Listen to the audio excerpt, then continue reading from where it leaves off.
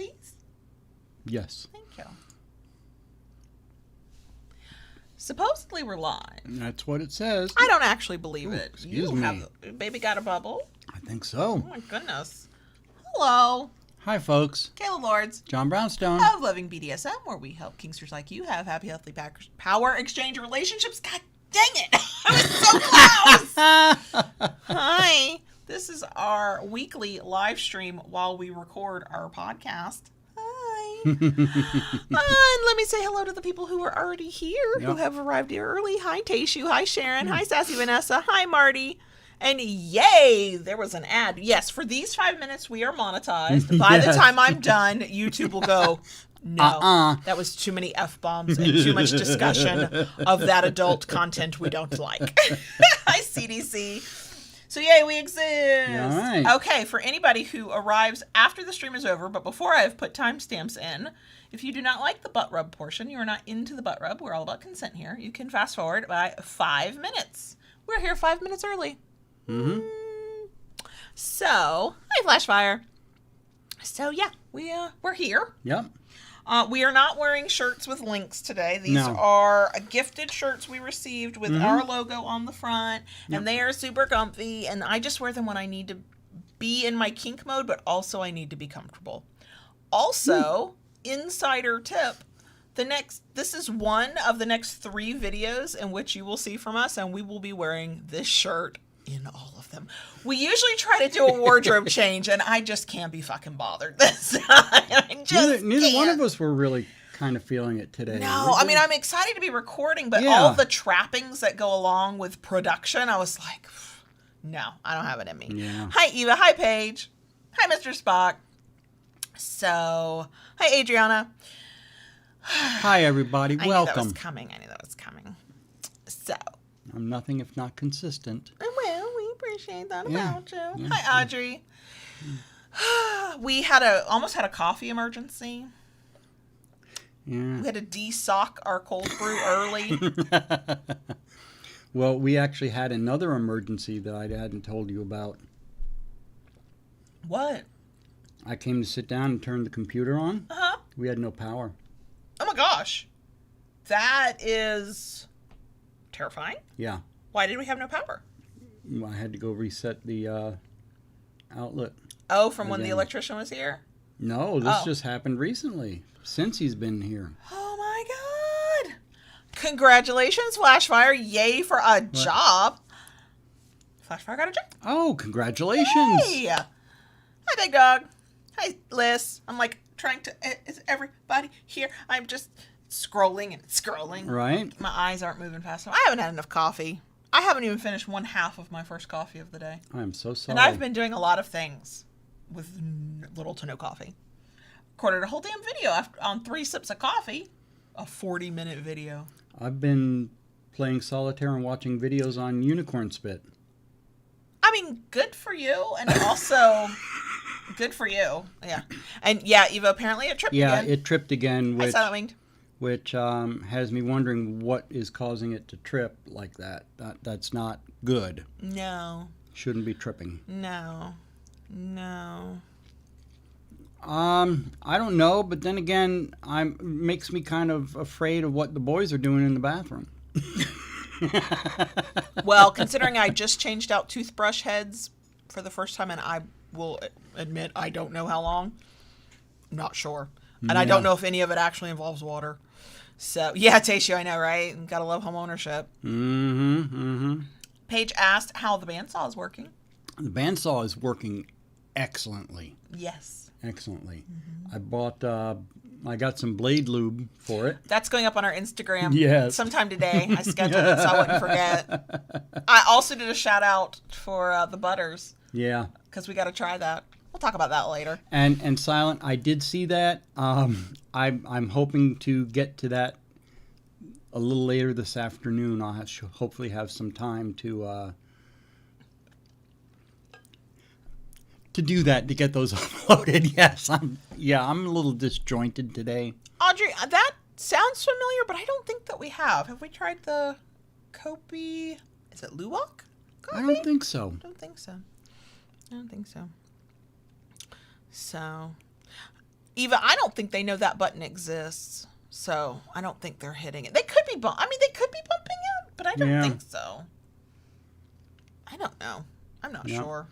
But Paige, the bandsaw is working really, really well. I've been enjoying it. I actually got another blade for it.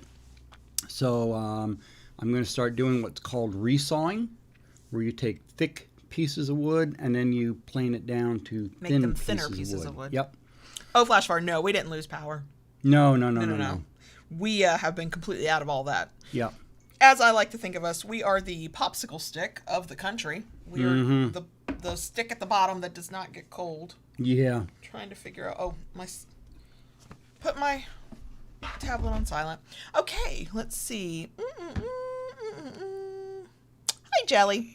Okay, it is noon. Straight up. I will do the magical things before you hit a button. Hit a button, yeah. I love you. You're a little out of it, so I'll signal you. Okay. He is a little. Ooh, I like that. I'm not going any further. For these 5 seconds, we're monetized, so let's keep it that way. Hello.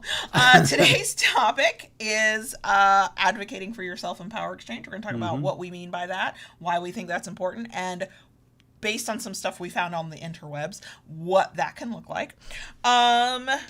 As I said at the very, very top, we do not have links to these shirts. They were gifted to us by amazing people, and they're super comfy, and you will see them in many videos for the next few videos that come out, because I don't want to change out of this shirt. If you enjoy this video at any point today, we don't scare you off. We love a thumbs up. If you somehow want more of it and would like to come back, please consider subscribing. If you subscribe, hit that notification bell so you get updates of new content. Just do what Daddy says. If you really enjoy what we do, want to help us do more of it, and want stuff that other people do not get, like access to a Discord server and a monthly live stream that nobody else gets, and a monthly podcast that nobody else gets, and sneak peeks of stuff, and you can join us on Patreon. Link is in the description box. It is always in the description box, but it's also patreon.com/KaylaLords. Your support helps us be weird kinksters on the internet. Do what we do.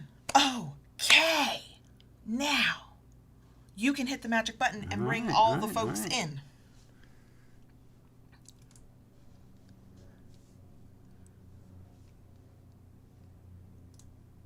Okay, so before we get into the topic, I have announcements, because of course I have announcements. The first one being a big, massive OMG thank you to the Butters Hygienics Company for sponsoring the episode again this week. Yep. Thank you, Jerome. Thank you, the Butters. Thank you to our favorite lube. So a couple things, things are rocking and rolling for Jerome over at Get the Butters. We've been talking about them. The coupon code that I've had for years that y'all could use at getthebutters.com, Kayla, is now worth 15%. International shipping is now available, so if you are not here in the U.S., you can get the lube or the body stuff or the skin stuff or the hair stuff or the whatever stuff directly from the site. Also, this is not confirmed yet, but I did want to report that Jerome, maker of our favorite lube and owner of the Butters Hygienics Company, has reported that if you take either the lube or the body butters, which are a oil-based product, and so before it sinks into the skin, make your skin very slick and shiny, and put that on the surface with which you would like to spank, and then take a wood paddle, or any paddle, but something that is okay with an oil-based product, and smack that ass. My term, not anybody else's. It apparently, literally, hits different. I need us to try this. I think we will have to do a purely scientific experiment. Yes. As far as we know, our paddles with the finish you put on them should be okay with using an oil-based product, as long as you don't let the oil sit for 100 years and never clean it off. Right. Put the oil-based Get the Butters lube on the booty. Smack the booty. Wipe off the paddle. The paddles are available at the Kinkery, but this episode is not sponsored by the Kinkery, except that John Brownstone owns the Kinkery, and so therefore every episode is sponsored by the Kinkery. But we are totally going to try this. So if you're like, but I don't know if I need lube, I don't need any more moisturizer, I haven't, blah, blah, blah, this could be a thing. We cannot report back as to how we feel about it because we have not tried it yet. But if you were looking for an excuse to shop at Get the Butters, this week's sponsor, hi Jerome, use code Kayla, save 15%, and hit the booty, hit a greased up booty. Let us find out what this is about. Is what I'm saying. All right. That's all I'm saying. Okay, so. That's our biggest announcement. Thanks to our sponsor, getthebutters.com, code Kayla. The next announcement is that Kinky Book Club video comes out on Friday, February 26th. Right. And we set it for premiere because I'm all up in the live chat during a premiere to talk about it. I believe it'll be around 2:30-ish in the afternoon Eastern time is when that's going to go out, but I got to actually get it up and scheduled and actually have to edit the video, yo. We're a week behind. We were supposed to have done that last week. Yeah. So this will be fun. So that's coming up. So if you read this month's book, Push the Button by Feminista Jones, and want to chat about it or hear our thoughts, that video is coming up. That's part of Kinky Book Club. If you have not read the book, we will have a spoiler-free section of the video so you can hear what it's about and decide. So that, let me double check my notes, is all of the announcements. Right. Yay! Okay. So this week's topic, as I said at the top, is about advocating for yourself. And that word came to mind in a conversation we had ages ago. And it stuck with me and I wrote it down. And I was like, we're going to talk about this. But I was like, but what does that even mean? I know what I think I mean when I talk about I'm advocating for myself. And typically that means I tend to say that I'm defending myself, but it's not that I'm defending myself, it's that I'm standing up for myself. That's what I mean when I say advocate. I am really shitty at that outside of power exchange. I'm really good at it in power exchange. It's strange. Yeah. But I was like, okay, but that's not helpful to go advocate for yourself. What does that mean? So we're going to talk about it. I tried to break this down into sections. You know us. It'll be a rambly, jumbled, wibbly-wobbly ball of timey-wimey mess. But we're going to talk about what it means to advocate for yourself and why it's important in power exchange. And then the thing I was like, but what does that look like?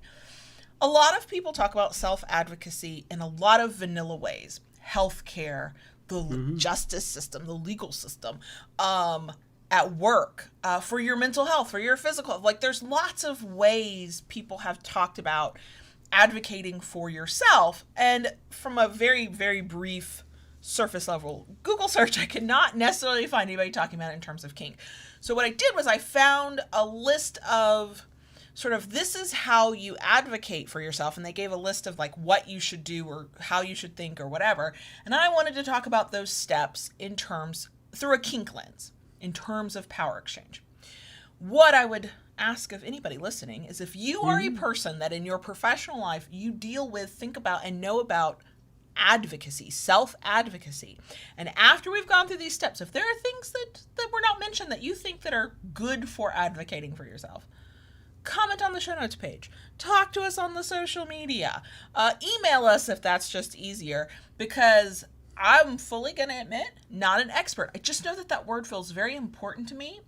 I think that most of us think about it in terms of submissives because submissives have the higher chance of being taken advantage of or abused within a power exchange because of the sheer fact they're giving up control.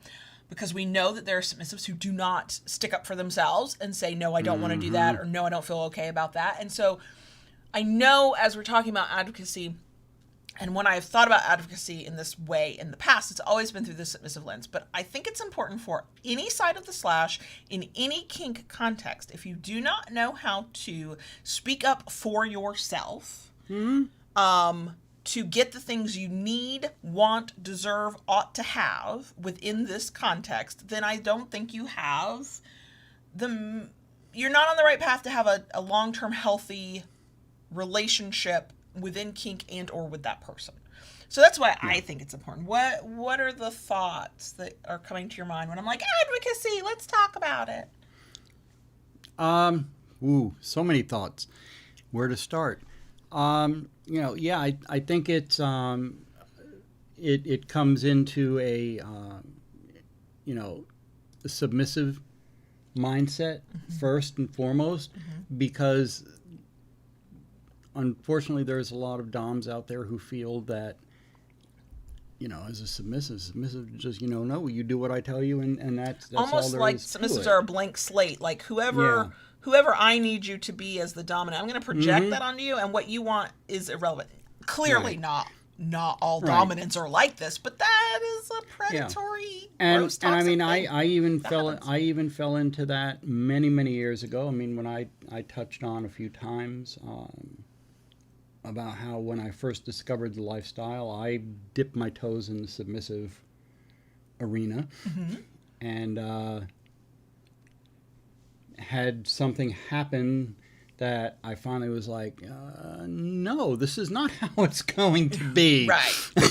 No, that's not what I want, and that's not what we're going to do. Yeah. I think that I see this, and I'm fully admit, not an expert on this conversation, but I see people talking about this, so this is where this comes from. That it's clearly not just a submissive thing, that there are submissives who approach a dom, and it is common that, from what I've noticed, with cis male subs and cis women doms, femdoms, male subs, boy subs, who the sub approaches them and basically projects what they want onto this dominant, never once, and they're really great at advocating for themselves, and never once stop to go, but wait, what do you want, dominant, whose DMs I have now slid into? Does that happen to everybody of all genders and all pairings? Of course, but the conversations I see online is that's very common on that side too. They're great at advocating for themselves. I expect you to do this, and I want this, and So I think, as with all things, one, there's a lot of nuance, and there's not a binary here. There's not, this is how you advocate for yourself, and this is who should advocate for themselves, and here's how you don't, and here's who shouldn't. Everybody should be advocating for themselves. I think from what the things that I was reading through for us to go through, what does it look like to advocate for yourself, I think that the balance in any relationship, and these skills are transferable to every part of life, but we're talking about power exchange.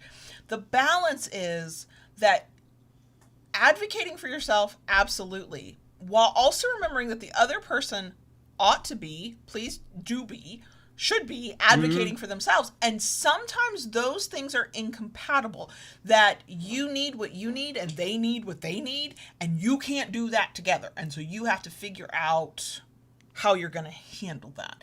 Is that a place for compromise? Sometimes. Is that a place for, we probably should not partner up on this thing because we cannot find the middle ground where we can both be happy, satisfied, content, whatever it is we need, safe. Like, there's all kinds of reasons why. I think that's something important to get into, why advocating for yourself and your needs as a kinkster is so important. I think there's what are your limits? What are you willing to do? What are you not willing to do? I also think in terms of personal safety, I think it's also about satisfaction with the relationship and the kinky life that you want to have. Can you think of any other reasons that haven't come to mind just yet? No, I think you've covered them, some of the main reasons, especially when it comes to safety.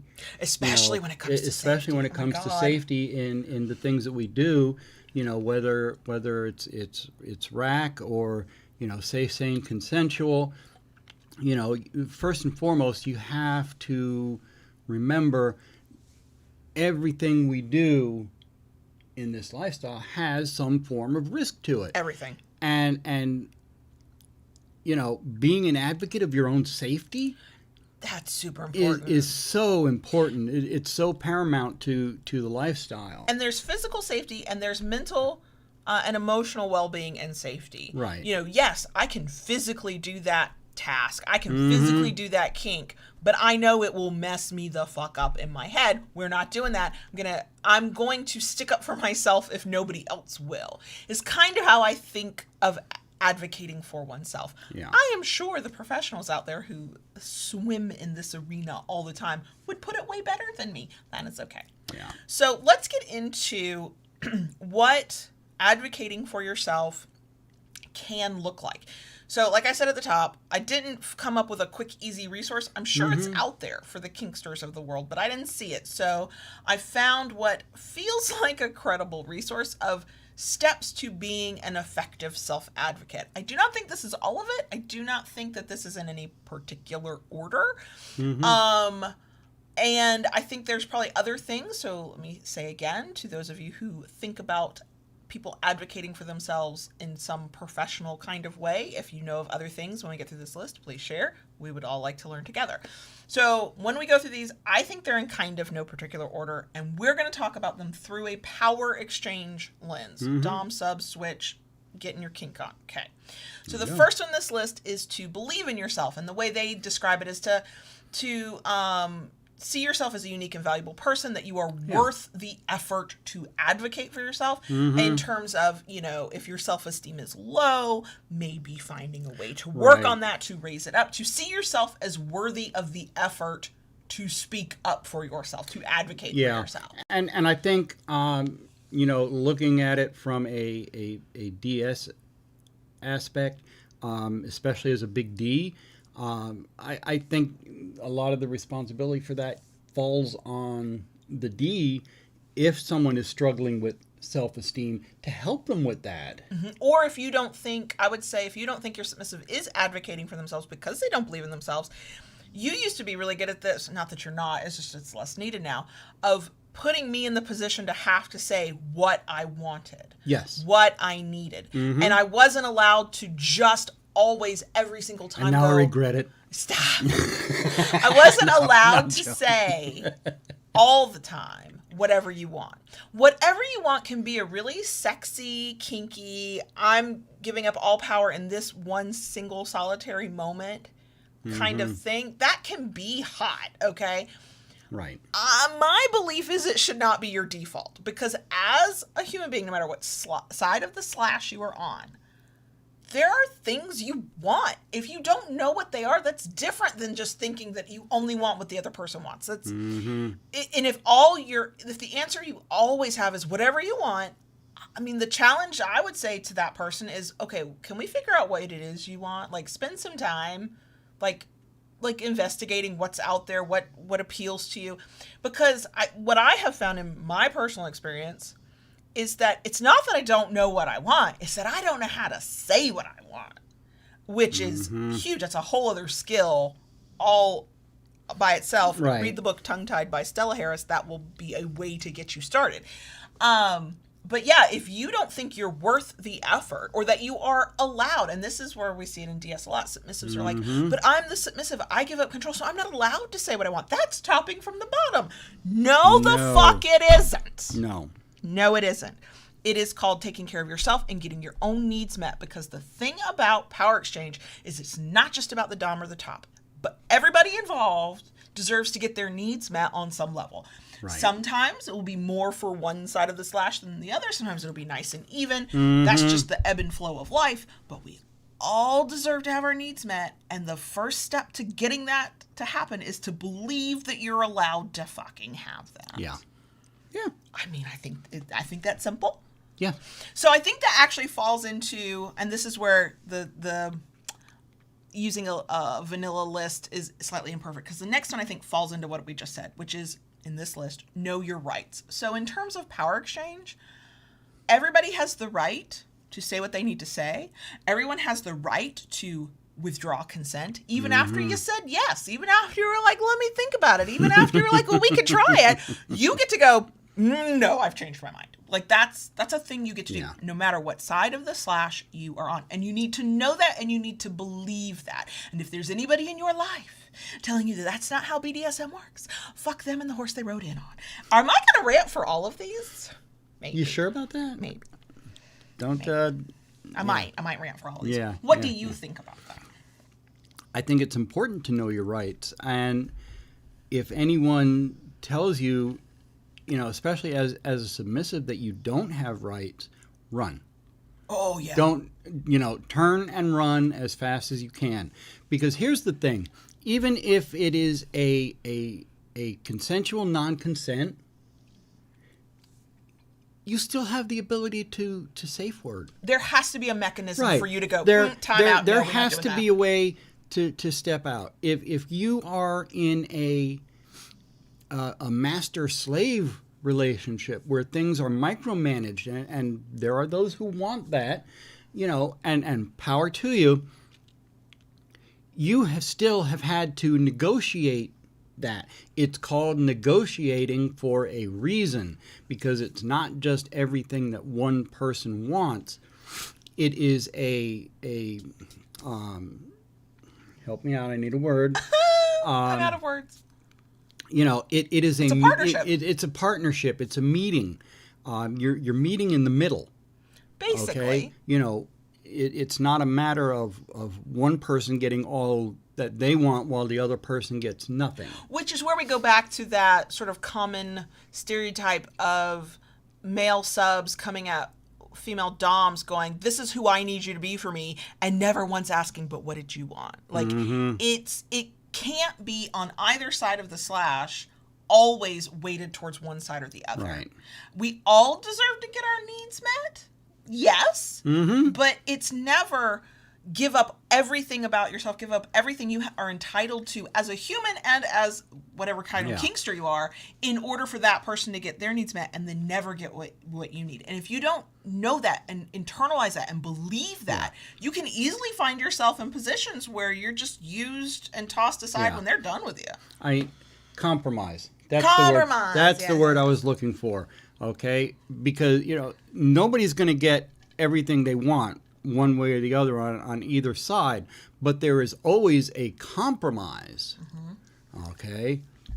And compromise does not always look like exactly 50-50. You gave up exactly this thing, I gave up exactly that thing here.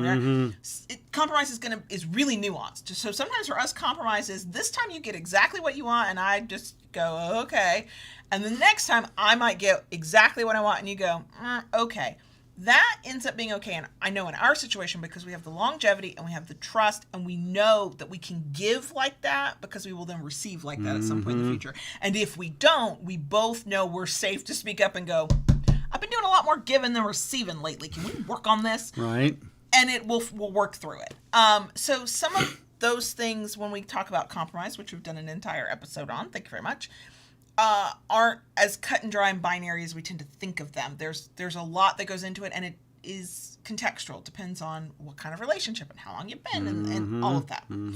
Okay, so number 3 in this list of advocating for yourself is to decide what you want. Like, the way they put it is clarify for yourself exactly what you need. This will help you set your own goals and help you be clear to others. Well, we're talking about this in kink terms. Are you submissive? Do you have an idea? And all it is an idea until it actually comes into reality and existence. An idea of what you want as a submissive, what you want in a power exchange relationship. Are you a switch? Are you a dominant? Like, who are you? And what do you think you want this to look like? Yeah. Knowing that what you think it will be and what it will actually be, usually a little different from one another. And what goes hand in hand with this, it's important to know what you want, but it's also important to know what you don't want. Right, I agree. All right? I know for me, we do some humiliation play, but there are certain aspects of humiliation play that for me is a big no. And there's some for me that is a big no. I will not cross that particular line. If somebody came to me and said, I want you, to tell me I'm worthless, to tell me I'm stupid, that ain't going to happen with me. I do not go there. And that's a good thing to remember for my subby friends out there. Dominants have their own damn hard limits. There are things they won't do. And they get to go, no, I'm not doing that. They are not just this dispenser of kinky fuckery where you put in a quarter and out pops the fuckery you want, okay? Oh, man. Just like submissives are not just empty vessels to receive all of the fuckery that a dominant wants. Like, that's not how this works. It is a give and take. And if you're in a position to advocate for yourself, whether you are negotiating a placing or you're negotiating a potential power exchange relationship, knowing what you want and don't want helps you advocate for yourself better. You can then say, this is what I want. This is what I don't want.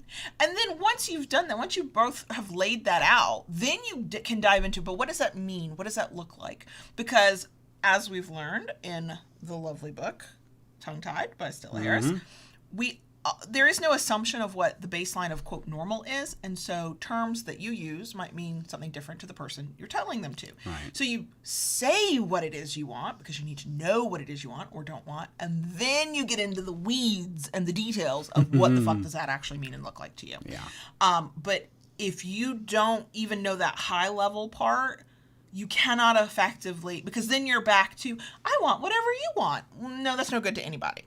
And quite frankly, if you are negotiating a power exchange and one side of the slash is only saying that, and you are on the receiving end, and that's what you're hearing, that's like a time for a timeout of, no, there's no conversation to be had here until you can come back and tell me what it is you want. Sometimes we have to help each other advocate for themselves. Yeah. And that, to me, has been a really powerful thing in our relationship, certainly in the beginning. Because I would try that cop out. Whatever you want, you were like, no, that's not how this works. That's not how any of this works. Go learn. Come back and let's talk about it. And you put me in the position to go do that so that I could, to me, it's not just about the negotiation. It's about a fuller, safer level of consent too. Mm-hmm. If I'm going, whatever you want, I'll say yes to whatever you want. What am I consenting to? I don't even know. Right. And how are you safely going to give me that because you know that that's not accurate? So you're going to sort of wade into a minefield? Is the term minefield? Landmine? Yeah. You know what I mean. Fields where there are bombs waiting for you to step on them. Landmines, Thank you. You're going to wade in there and you don't know. I mean, you already don't know when you're new to each other where those landmines are because things trigger people and we can't always know that they're going to trigger us. But why would you go in completely blind into the field of landmines with a blindfold on? Like, what the fuck? Okay? So, knowing what you want and don't want is absolutely crucial to advocating for yourself as a Kingster. Now, this one's interesting, number 4. I like this one. I saw that one and I was like, yes. Get the facts. Oh, absolutely. So what are your thoughts? Oh, my thoughts are, you cannot do this correctly unless you educate yourself. Things like, she mentioned before, tongue-tied. If you want to be better at communicating, read up on communicating. Take workshops on communicating. You want to know about a particular kink. Look for workshops, look for educational websites. Listen to podcasts, watch videos, read books. Any of it. I hate to use the term, but on either side of the slash, if someone's going to try and gaslight you, you need to be educated. You need to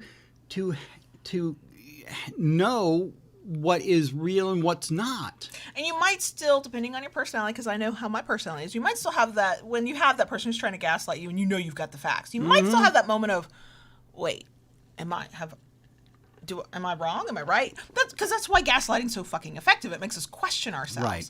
But the more you know and the more confident you feel in what you know, the harder it is for somebody to do it. I mean, they won't try, but it is a lot easier for you to call somebody out on their bullshit and be like, that's bullshit. Yeah. We're not playing that game. And toss them out and move on to the next one. It doesn't have to be that deep. I'm thinking of the absolutely brand new Kingsters who are finding kink as they're finding a partner, or they're finding kink with a long-term partner. You don't have to be a BDSM scholar before you can negotiate your first relationship. You can also be completely clueless. It happens all the time. But if you can hear the sound of our voice right now, what we're saying is, if you know that you're clueless, stop now, go find resources. Hey, we might be one of your resources. Great. We should only be one of many because there are so many different ways to do this. And there are so many different ways to engage in kink that learning from one person or one set of people will invariably let you down because we will not do something or think of something the way you would that is a better fit for you. Right. So the more perspectives you can learn from, the better off you'll be. 101, fact, there is no one true way. Oh, God, yeah. And fuck all of them who act like there is. Okay, so yes, educate yourself, learn as much as you can. If you're exploring kink with an established partner already, that can be part of the fun. You're learning together, so then you might make mistakes together, and you can laugh things off together, and you can explore, and one person will be like, ooh, I found this podcast episode. Here, I think you should listen to it. Or, ooh, I watched this YouTube video. And is this a blatant self-promotion? Maybe.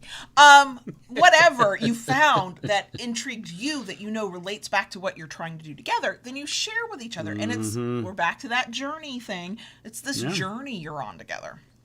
Okay, so number 5 is interesting. In this how to advocate for yourself vanilla list, they talk about have a planning strategy. So use the information you've gathered, plan a strategy that you feel will work to get what you need and want for yourself. I see this as a little bit of time spent with yourself prior to sitting down to negotiate. Self-reflection. Yeah. I've got this information. I know what I want and don't want. I kind of know what it means. I'm still learning, but I kind of know what it means. I know that I can have this, and it's okay that I want to have this. Okay, now I'm about to talk to somebody. What am I going to say? How am I going to present this? Like, that's how I sort of take the whole planning strategy. Okay, and I see it in a slightly different way. Okay. My initial thought upon seeing that was, okay, you've gone out and you gathered information on what kind of DS relationship you want with protocols, or you know, if you're a masochist, you know, what type of impact play you like, or different things. And it's like setting up a scene. Okay, because you go out, you gather your information, you at this point know what you like and what you want, what you don't want, and now you're starting to plan an action of how to get what you want. Okay, so you're starting to bring this together. In for example, planning a flogging scene. What kind of flogging scene you want to do, what you want to receive, what you want to give. You know, it's coming together towards a. Would you also say that in that planning strategy session, you're thinking about what kind of flogger, what kind of tools, what kind of setting? Like, are you down in the? Would you say you're down in the sort of the details of that as well as part of a planning strategy? Right. Okay. And I mean, then you take the same type of thing and you transform it over to a DS type protocol. You know, do you want domestic discipline? Do you want a master slave? Do you want a daddy baby girl? You know, and you've looked into these and you have an idea of what you want. And your planning strategy is to move. How are you going to move forward to achieve these? Gotcha. Okay. Oh, and thank you, Little Plant Eater, for the super chat. Thank you so much. That was a little commercial break to say that. Okay, so this next one is interesting. I have nothing to add to what you just said, so I'm not even going to try. That was great. And the next one is advocating for yourself. Yeah. Gather support. And advocating for what you need and want for yourself is helpful to have support from this. Remember, this is a vanilla resource, y'all. Yeah. Support from family members, friends, and other people who have similar issues. So in kink, what would you say gathering support is? You're going to look for your community. You are going to look for your community in Munches. In places like FetLife, The Cage. You know, you're going to look for groups. You're going to find workshops. Okay, you know, this gather support, this number 6. This is why it is so important to have that community, whether it's an online group, because one of the biggest things, and I know this all too well from my own experience, is in kink, it is too easy to feel alone, like you are the odd person out. You know, this stuff I like is weird, and you know, nobody else likes this, and I am alone. And especially in a couple of ways. One, if you are bringing this idea of kink to an existing partner who has never openly expressed an interest in kink, there's a lot of that, oh my God, what are they going to think of me when I tell them I want this kink thing? And so if you have the online support, some support of some sort, online or in person, either to back you up when you're like, I'm not the only one. There are other people. Yeah. Or to point to if a partner's like, what is this freaky thing you're talking about? You're like, no, there's all kinds of people. Come Yep. learn with me. There's a place to go. I know for myself, when I discovered there was a kink community and other people out there that like giving spankings, that like receiving spankings, that, had DS protocols and different things, it was like a weight was lifted from my shoulder. Yep, that whole idea of not feeling alone is so powerful. The other time that having this community and this support that is out there, even if they can't physically be with you, right, is when you're in that position and you've got somebody that you're trying to negotiate with. Maybe you've been in a relationship and now you're ready, you knew things weren't quite right, and now you're ready to advocate for yourself. And they're trying to gaslight you, and they're telling you you're wrong, and they're telling you you'll never find anybody, blah, blah. All that bullshit that people throw out, especially when they're facing the fact that somebody's calling them on their bullshit. Hopefully, having that support, knowing that others are out there already who feel the way you do, who are into what you're into, or who just are into kink in a non-judgmental way. Hi, welcome. We're those people. And we know many people like that.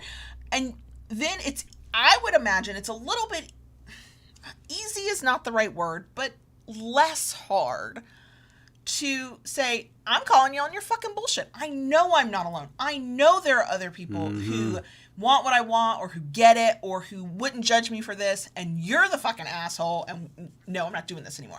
And so I think there's multiple ways having that kind of support and that kind of community can be helpful, but those are the two that come to mind for me.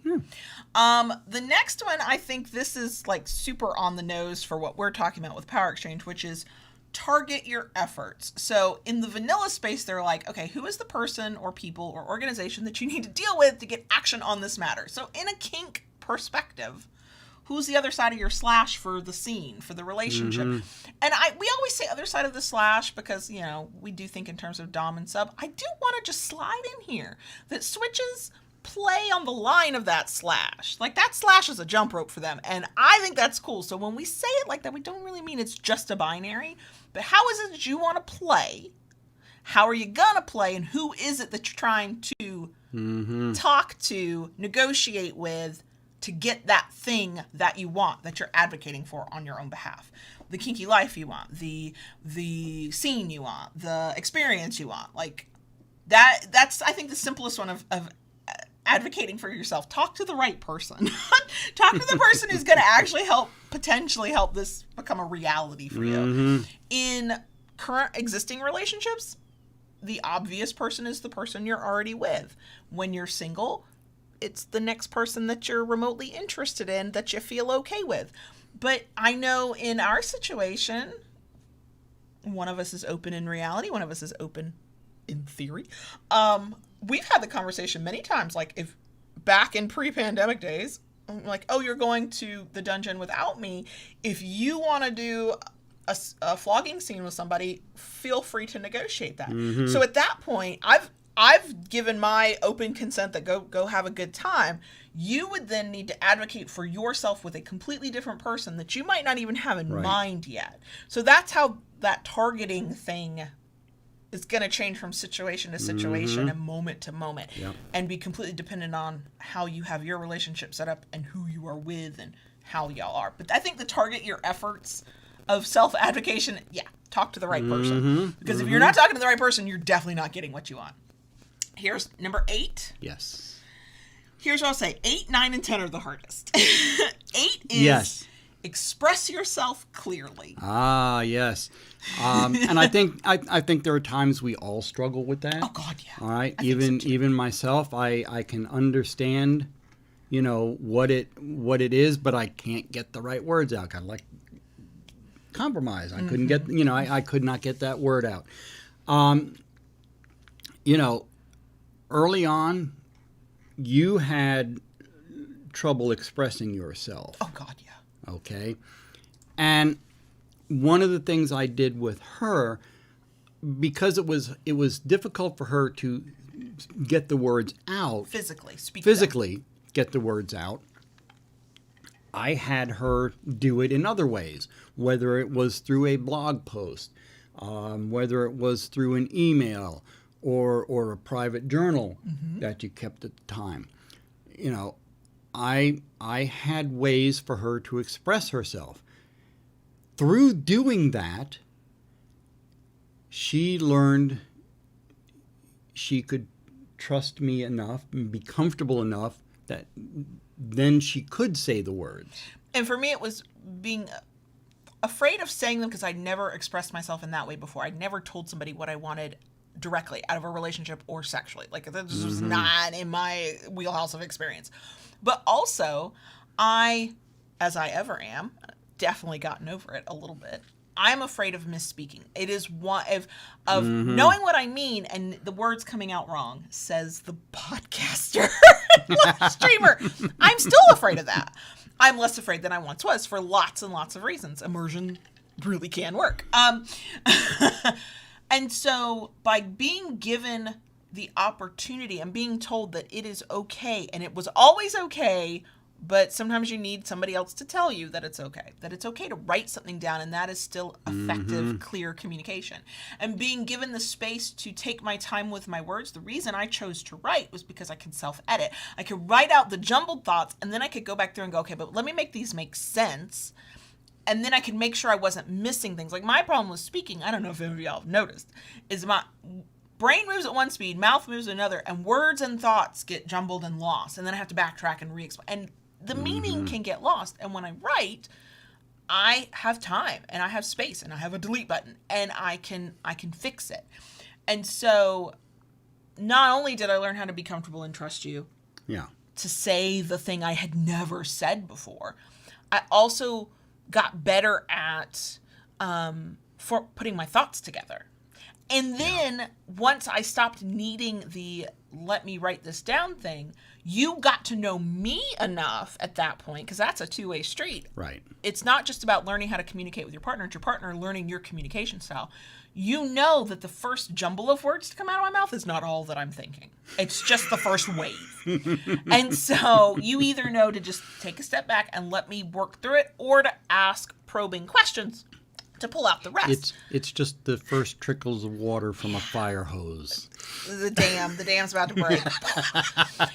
So I think that because when we talk in terms of power exchange, we talk about talking, we talk about communication, and people get sort of tunnel vision of what that means. And it means to sit down and have a verbal conversation. Well, that's laughable to anybody in a long distance relationship, because how many verbal conversations do you get over the totality of your communication? Probably not that much. For those of us who struggle to put thoughts into words, that's not even fair to them, to us, to me. I was one of them for a while, to expect that we will sit down across the table and I will magically have all the words.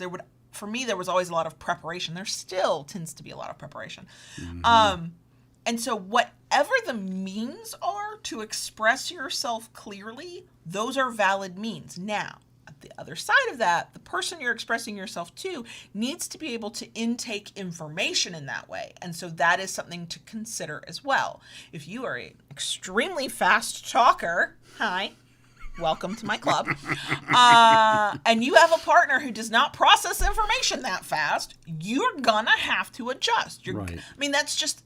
Communication isn't just the act of speaking, it's the act of listening. So when we say something, we need to know it's being received on the other end in order for it to be taken in and for there to be the conversation about what we're doing. So expressing yourself clearly is, it comes in so many different forms. There's no one right way to do that.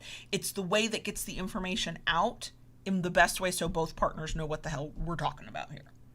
Yeah. Okay. Have I been ranting on every single one of these? I think so. I'm close, but maybe. Now, 9 and 10 kind of go together. All right. But we're going to do them separately. Number 9, assert yourself clearly. Yes. Now, in this case, remember, we're using a vanilla resource that talks about self-advocacy, usually in times of like strife. Like maybe you're dealing with a doctor who's not hearing you. Maybe you're dealing with a bureaucracy that does not give a shit that you're a human being. And so it's a little bit different than when you're talking to hopefully a willing, consenting partner for some pleasurable fuckery of some sort. Mm-hmm. So what they say here, assert yourself clearly, don't lose your temper and lash out at the other person. Look, that's just good advice when you're trying to get what you want out of people, okay? But speak out, asking for what you need and want, and then listen. That is also just good life advice. So you don't have... Let's think about this in different ways. When I say to you, tell me the energy, okay? Okay. When I come to you, and not in my cute submissive way, okay? Pretend I'm not being my cute submissive self. And I go, well, I kind of think that maybe if we could later, the word spanking. Do you like the word spanking? That's one energy that I have totally brought to a conversation. You have. And then there's this. When you can, could you beat my ass? I would really appreciate that. Now, let us be clear. Power exchange is different, and every power exchange is different. So I know I can use that second tone, and he will do what he did, and he will chuckle at me. Yeah. I also know that he's a sadist, and sometimes the answer is no, because that gives him sick, twisted pleasure. Okay? Thank God I'm a masochist. And then other times I'll be like, be careful what you ask for.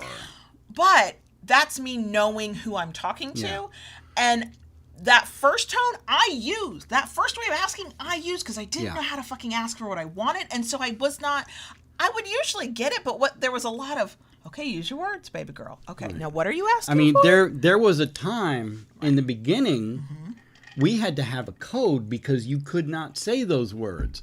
You would come to me and say, Daddy, my skin feels tight. And that was the code of, please, God, spank my ass. I can't handle this anymore. These days, I'll just go, please, God, spank me. Please, please, for the love of all that is kinky and holy, please beat my ass. Sorry, I've now got it on record. This is me asking, by the way. Yeah. Well, we do have a science experiment we have to do. I know, yay. So asserting yourself clearly is going to be different for all of us. Yeah. And sometimes it's going to be in your writing. Maybe you express yourself clearly through writing, and that's how you're letting somebody know. The thing I would like to impart to everybody on any side of any / anywhere is that you do not need to apologize for what you're asking for. No. How many times have we been kind of like a little uncertain of what we're asking for? And some of us, not everybody does this, but some of us are like, okay, I'm so sorry I'm asking this, and I know this is a little weird. And we start explaining ourselves and justifying ourselves before we've even gotten the ask out, because we're not completely confident in what we're asking for. Either we're not confident in the thing, or we're not confident in the reaction we're going to get. But if this is an ongoing existing power exchange, hopefully you've developed some ways of speaking to one another that you don't know if they'll say yes or no, but you do have an idea of how they'll react. If you know how they'll react and it's negative, I think we're going to need to reassess a lot more than just advocating for yourself.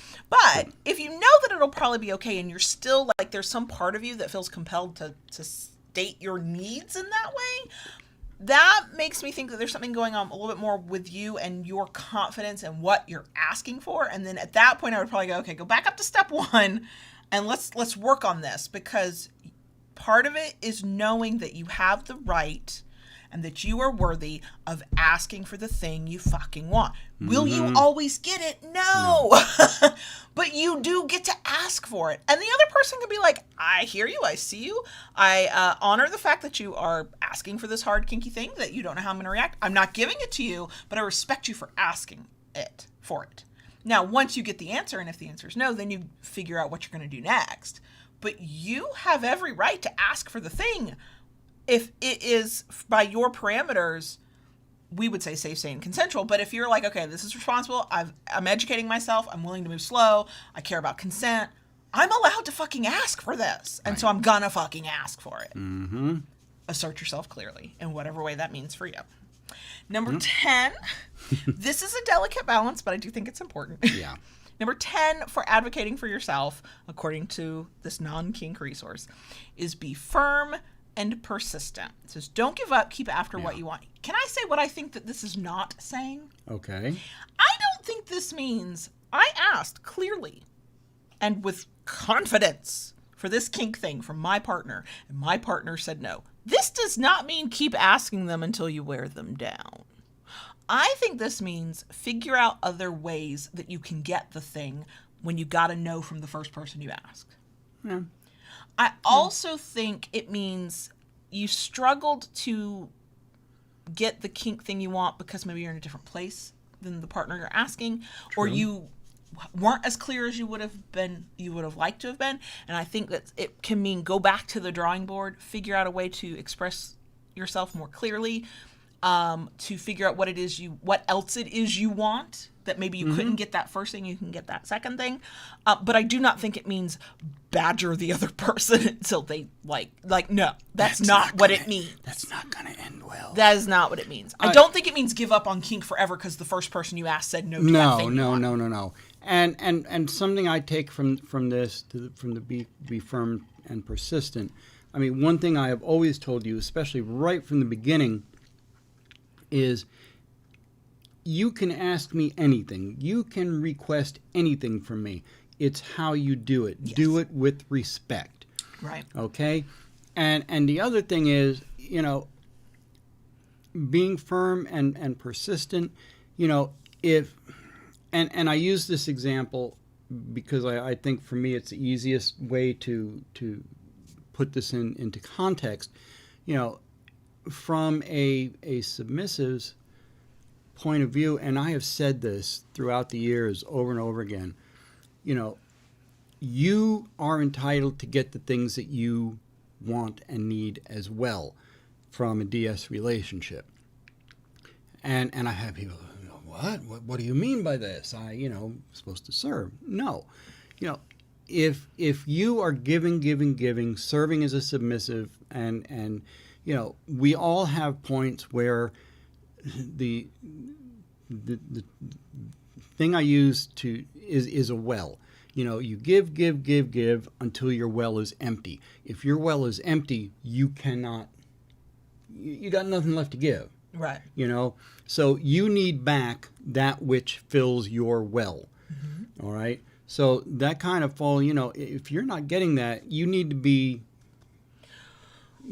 Right. And if what you're advocating for yourself are things you need as a submissive, as a dominant, as a kinkster in a power exchange relationship, and the other person cannot, will not, is not going to give them to you, that does not mean you give up advocating for what you need. It means you're advocating with the wrong person. It means that person cannot give you what you need. Now, depending on your situation, what does that mean? Does that mean that relationship is done and it's time for somebody else? Maybe. Does that mean that it's time for creative thinking of what else do you need that this person could provide you, assuming this is a relationship you want to continue? Maybe. There's no single answer, but the purpose of advocating for yourself is recognizing that the things that you decide that you need in order to be healthy, happy, whole, whether that's in kink or in life in general, that those things are important enough to advocate for yourself, on your own behalf for. That's the thing to remember. This person you're talking to, this person that you think could be the one to give you what you need, might not be the one. So what do you do next? Well, the answer is not stop advocating for yourself. It might be get creative. It might be advocate for somebody, for something else. It might be advocate to someone else. There's all kinds of options. But it doesn't, if you go through all these steps and you go, this is the thing I want, and that person goes, that's lovely, I cannot give it to you. Okay. And then we move on. It's not give it all up completely. It's, okay, what do we do next? Let's get creative. Let's look to another person. Let's look within ourselves. What? And I can't give answers on what that is, but I do, I'm sure in the realm of advocacy outside of the kink conversation we're having, in all those other ways we sometimes have to advocate for ourselves, we all know that sometimes the answer just ends up being no, even if the answer should be yes, even if we are entitled to a yes. Well, what do we do, right? And that's no different here. The answers can be sometimes a little bit more complicated because sometimes we're advocating for what we want out of kink and a power exchange with a person we've spent a lot of years of our life with. And they might be saying, I hear you, but I can't give you what you need. Or unfortunately, they don't hear you. And they can't give you what you need. And then you're faced with tougher decisions than you thought you might. Like, I know how it is to be like, I have discovered this kink thing. And once you get past, if you have this, I did not, but I know you did. Once you kind of get past the any shame you might have over that or any weirdness of what does this mean about me? I was not that person. I was very excited to be like, whoa, good. I make sense now. Once you move over whatever that hurdle is and you're like swimming in the kink knowledge that you find, it's super easy to get super excited and think everybody you know who might be open to this with you, that you want to experience this with, is going to be totally open to it with you. And you can just rush and advocate for yourself and get what you want. And it's a little bit crushing. You're at the end of it and you're like, oh, you're not excited about this with me? What? I have to come up with another plan. I have to do this differently than I thought I would have to do. But that doesn't mean that the advocacy was not worth it. Those are skills that transfer to everything. If you can advocate for yourself, to me, what that means is you know how to negotiate on your own behalf. When you know how to advocate for yourself, you are better equipped. Let me put it that way. You are better equipped to negotiate a healthy power exchange, whatever it is you want. Scene, relationship, whatever. Because this is what a healthy negotiation looks like. Knowing what you want and don't want. Understanding that you are entitled to that. Maybe not by the person you're asking for it from, but you deserve that. Sure. And you're hopefully not ashamed of it, not hiding from it. That is in its own step sometimes to get through in kink. True. Okay? And sometimes you get through it while you're on the way to asking for what you want. And sometimes you get through it and then you ask for what you want. Like, there's layers here. But all of those are things that these are all skills that we need in order to form and find the healthy kink life that we want, whatever that looks like. The thing you have to remember is that if you want it for yourself, you have to honor it for another person. And when they're advocating for themselves, they get to advocate for themselves. They don't get to make demands on you. You don't have to capitulate just because they strongly advocated for themselves. But we need to honor the fact that the other side is saying, but this is what I want and what I need. You need to respect that they, Exactly. Yeah. Exactly. So... Take a breath. Hey, Ignixius in the live chat said it wasn't ranting, it was passion. Yes. But I keep forgetting to breathe.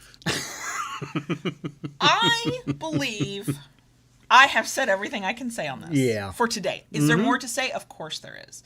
If the idea of thinking about your negotiations and the way you communicate your needs in power exchange as advocating for yourself is weird to you or strange or unheard of, please look more into advocacy and self-advocacy. The source I found, I don't know that it's an amazing source. It just, the steps made sense to me. I will link to that in the places if you want to look at that. If anybody knows of somebody in the kink world who has talked about this in depth, please send me a link, a source, because I would love to share it. I'd love to see it. Maybe I'd love to read it myself. But I think this is... when you're thinking about what you want as a kinkster and how you're going to get it and how you communicate it, I think thinking in terms of advocating for yourself and self-advocacy is a fine way to do it. I think it's probably, based on these steps we went through, a very healthy way to do it. I mean, we've talked about expectation management before, so keep that in mind. But yeah. So... I need a nap after that. Okay, so if you don't have anything more you'd like to add. I think you've summed it up. Okay. Yeah. So I think we are going to be done with this topic, and we will have our bonus section because of course we will. Right. That's all I got. Okay. So are we good, baby? No, I don't know. No? Okay. Keep it kinky, y'all, and we'll see you next week.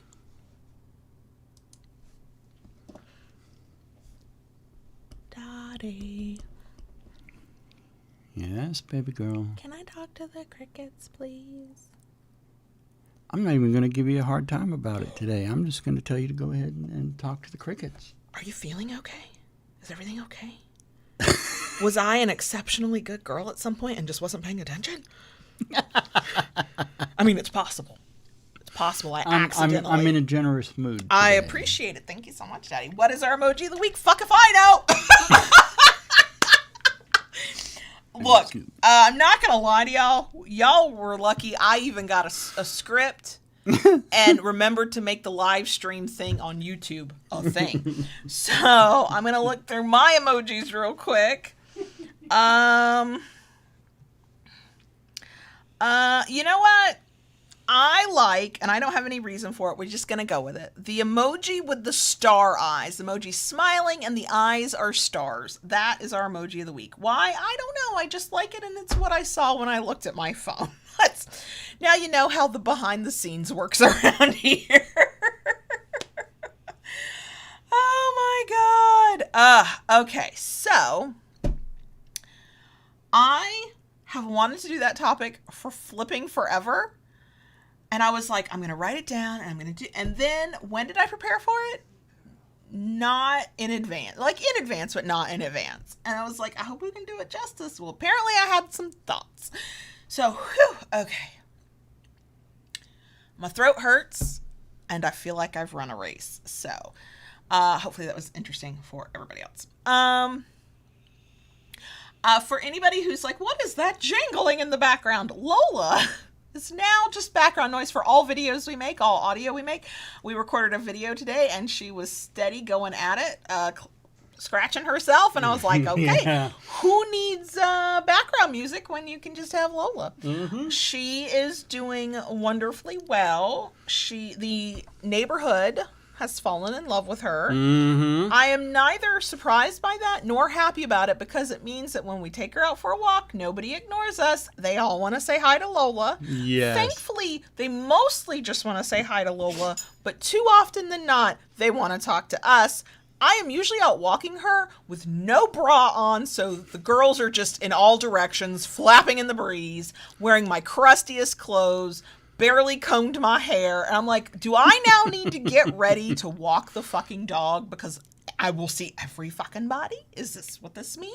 Is this my life now? Yeah. What kind of neighborhood have you brought me to that people are just fucking friendly and neighborly? What the hell? What the hell? What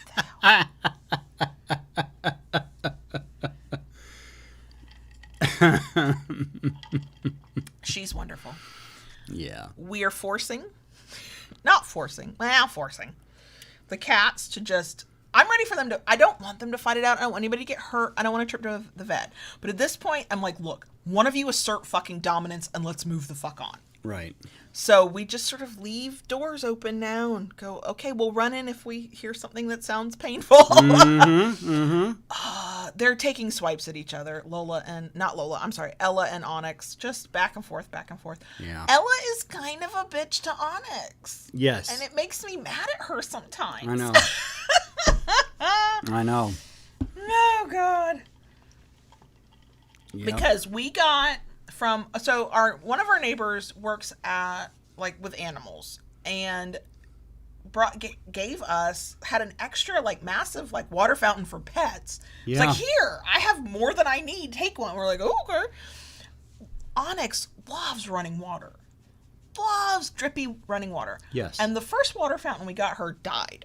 Mm-hmm. It just stopped working after, of course, less than probably a month and a half, but after we tossed the box and the receipt. Of course. Because that's how that goes.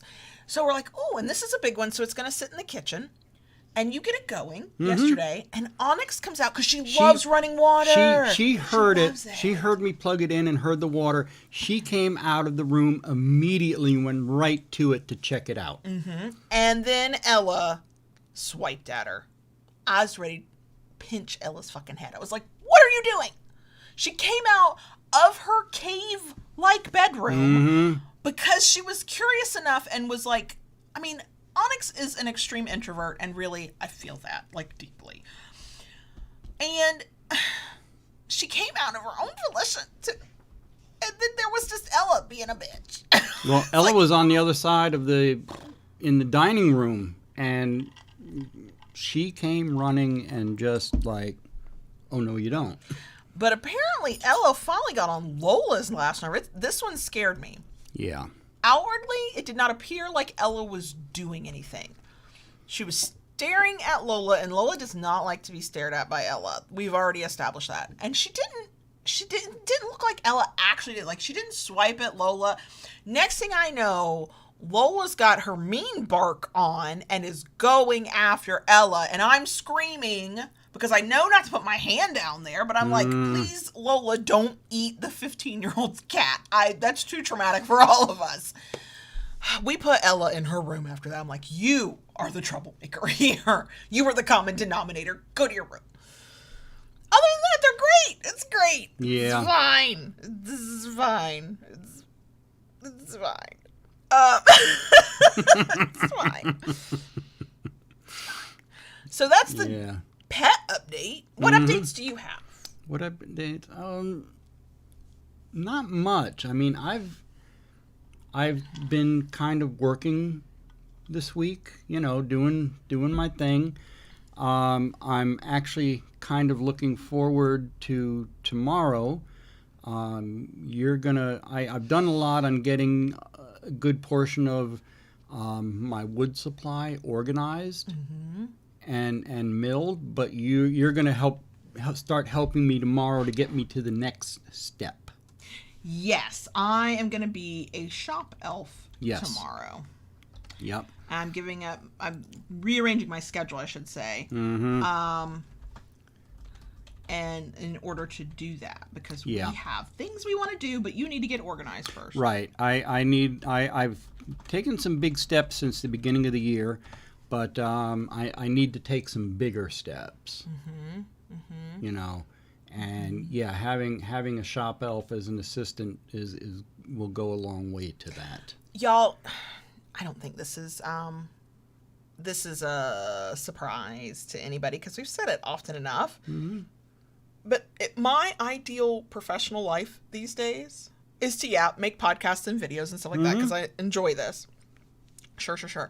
But it's mostly to be either in this office making stickers are coming, y'all, or helping you make your weapons of mass destruction, like or boxing shipments, like to be in that process of doing that sort of physical, like let me help make the thing and then send the thing out. Let me be in that space. Like there's other things I do professionally. I'm a freelance writer. I have clients that I write for. Yeah. Right. They help pay the pills. Shit. They help pay the bills. To buy the pills.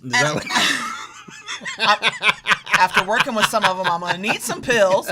And so I don't want to shit on that at all, but it's like my ideal professional life is to like make the things I care about the most for the people I care about the most and spend my time doing that. So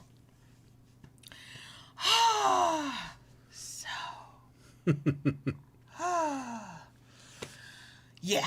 So yeah, I'm going to be a shop elf on Thursday. And I will probably also be complaining the whole time about how it's hot and I'm sweaty and did I get a splinter? But I'll be doing it with love, and it'll be great. I have gloves for you to wear. So I know. Then that's when I get to complain that my hands are sweaty. My hands are sweaty. I don't like this. What else is going on?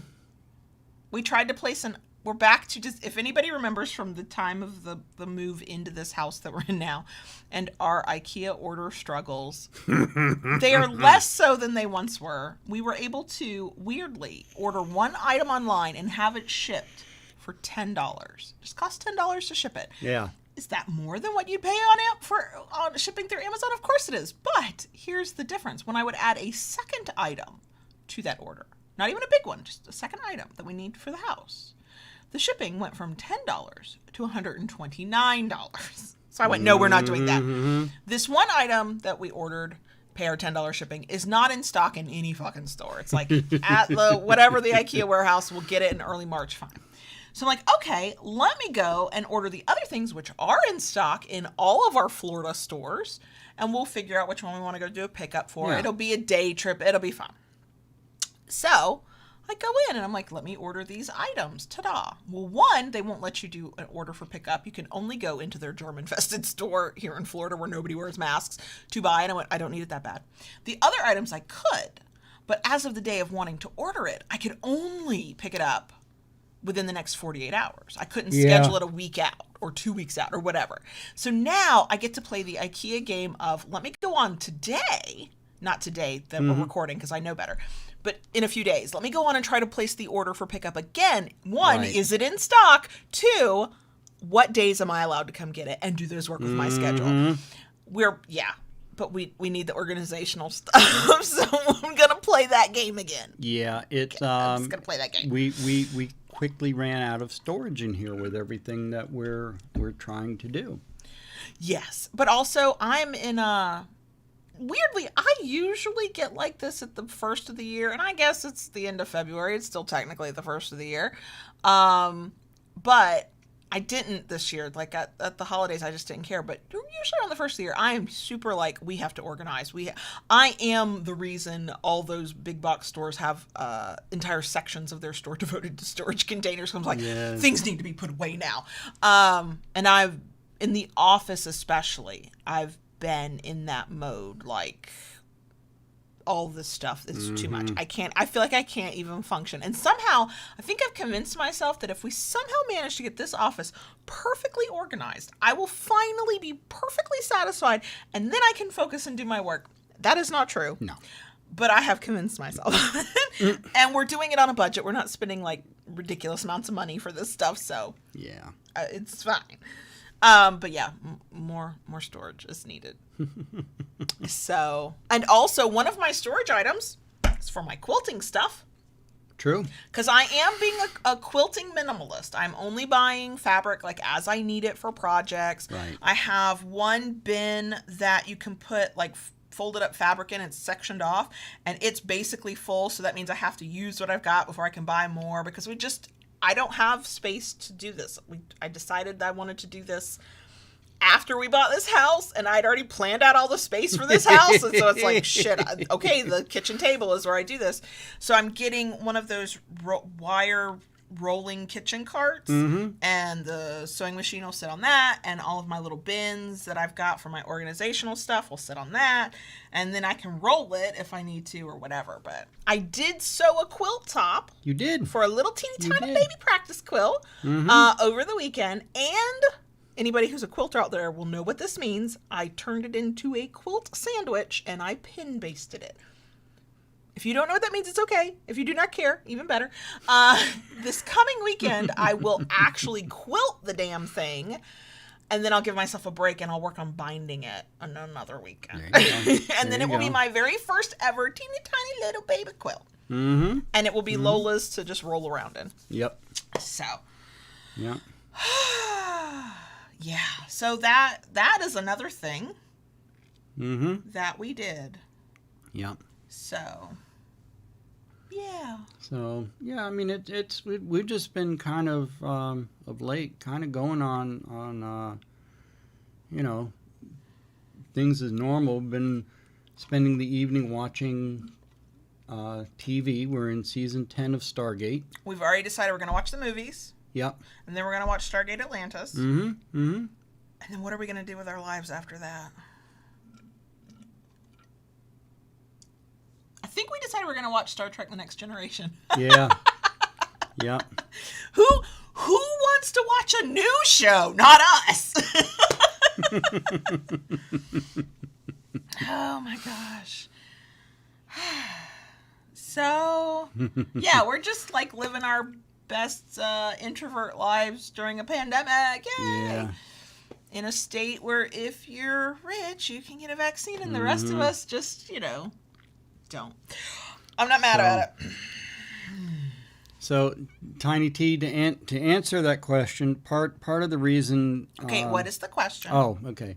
Is Lola a love bug? Oh my gosh. So, in answer to that question, part of the reason I'm taking the habit of watching TV in the evening is because it allows me time to sit on the sofa. As soon as Lola hears me settling down on the sofa, she is on the run. She jumps up on the sofa and climbs up into my lap and settles down for the evening and gets her cuddles and loving, and that's pretty much where she stays for the evening. until I have to move, and then she migrates over to Kayla's lap. She did the best thing last night, though, that she's never done before. Yeah. So we're on the couch, we're watching our shows. She was sitting on your lap. She was kind of drifting between the two of us on the couch. Yeah. But she was on your lap. And the 15-year-old had a driving lesson last night. And so he came home from that. And we're talking to him. And at the same time, the 11-year-old's getting himself ready to go to bed for the night, making his lunch for tomorrow, blah, blah, blah. And Yeah. so there's kind of a round table discussion of the four of us around the couch, but we're all kind of facing funky ways. It's like we're facing the back of the couch. Mm-hmm. I'm in the corner just minding my own business. Lola jumps up. She jumps into my lap while I'm basically sitting backwards on the couch because I'm looking over the back of the couch to talk to the kids. She gets in my lap, puts her nose in the crook of my arm, which is in the corner of the couch, and then just stays there while we talk. And then once we dispersed, it was time for me to read a chapter of the book I'm reading with the 11-year-old. And she stayed in my lap like a little baby while I read and only got up when I was done with that. And I was like, I love you too, Lola. And so I think that's a good place to end it on. Yeah. Our love for Yeah. Lola. Mm-hmm. We will be back next week, Yes. as usual. Kinky Book Club video comes out on the Friday that this episode comes out as an actual audio podcast. If you are a subscriber to our newsletter, we will have the link for you. If you're a subscriber to YouTube, hopefully you'll get the notification. But otherwise, we'll be back next week for our normal live stream podcast, blah, blah, blah. Thank y'all for being here, for listening. Yes. Don't forget, thank you to the Butters Hygienics Company, getthebutters.com, for sponsoring. Use code Kayla for 15% off. What is talking? What is breathing? I don't know. And we will see y'all next week. Yeah. Bye. Bye.